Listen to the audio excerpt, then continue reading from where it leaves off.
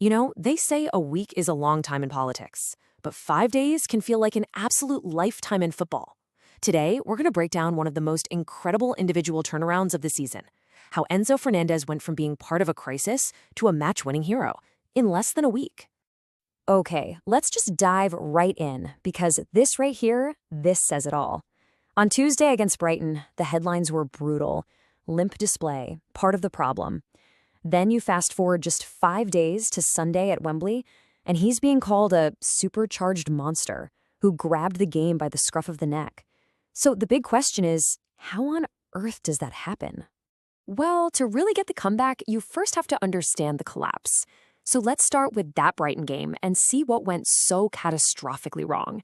And listen, this wasn't just a bad day at the office. This was a performance that got a manager the sack and pretty much pushed the whole club to the brink. And this really gets to the heart of it. The game just completely passed him by. Brighton's midfield absolutely swarmed Chelsea. And Fernandez, well, he was like a ghost out there. He wasn't pressing, he wasn't breaking up play, and he had zero control over the tempo. Honestly, tactically, he was a passenger in a game that was crying out for a leader. 30 minutes. Get your heads around this for a second. For the first 30 minutes of that match against Brighton, Chelsea did not make a single tackle. Not one. I mean, that's just a staggering statistic, right? It just screams a total lack of fight and intensity. And that kind of thing, it starts in the middle of the park with your key guys. And you can just feel the manager's fury in this quote. He flat out called the performance unacceptable. And as it turned out, it was the last game he'd ever managed for the club. I mean, that's about as clear a signal as you can get that something was fundamentally broken and a massive change had to happen. And boy, did we get a change. Because just 5 days later, with their entire season hanging by a thread in an FA Cup semi-final at Wembley, a totally different Enzo Fernandez and a totally different Chelsea stepped onto that pitch. And the transformation?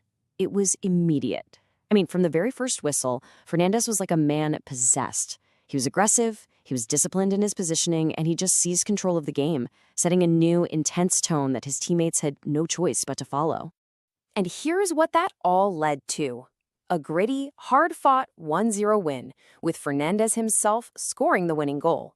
A goal that basically kept Chelsea's season alive. This victory was built on the exact same grit and determination that was so painfully missing just a few days earlier. Okay, so this is the really fascinating part. What did he actually do differently?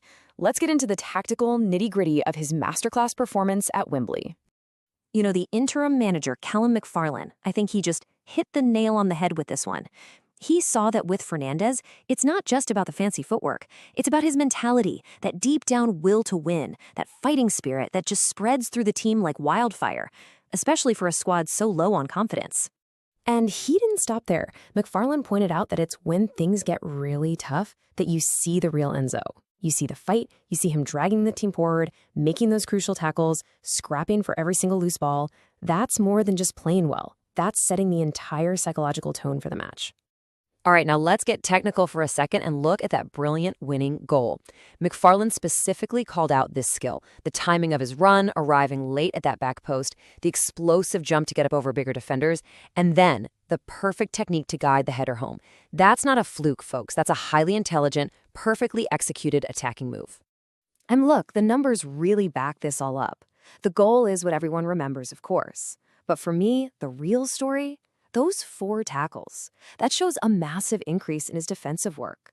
You add in 78 passes and a couple of key passes, and what you have is the definition of a complete midfield performance. He was in total control with and without the ball. So what does this all really say about his role in this team? Because that performance at Wembley, that wasn't just a good game. No, it was a huge statement about exactly who he is for this Chelsea squad. He became exactly this, a driving force. At Wembley, he was the engine room, providing all the energy and defensive cover. But he was also the heart of the team, giving them the leadership and the fight that inspired everyone around him to be better. And you just can't overstate the impact of this. It was absolutely monumental. This one performance, led by this one player, snapped a 5-game losing streak that had just crippled the team's morale. It completely flipped the script on their entire season. And suddenly, they had a major final to play for. And that really brings us to the million-dollar question, doesn't it?